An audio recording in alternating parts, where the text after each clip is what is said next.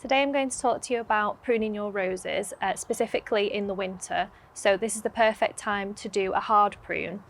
And the reason that we do this is to encourage vigorous new growth, a healthier rose with lots of flowers. If you were to leave your rose and not prune it at all in the wintertime, you would get a leggier rose with not very many flowers at all. So it's a good idea to do a hard prune in the winter. So when you are pruning your roses, the main things that you need to look out for are dead, diseased or dying branches.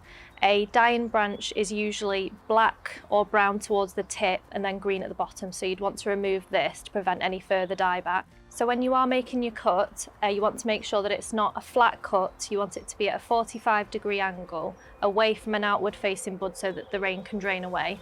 Another top tip would be in the autumn winter you do get rose hips on your rose, so you might want to wait until these have gone over, just as these provide food for the birds over winter, so you want to keep the nature happy as well.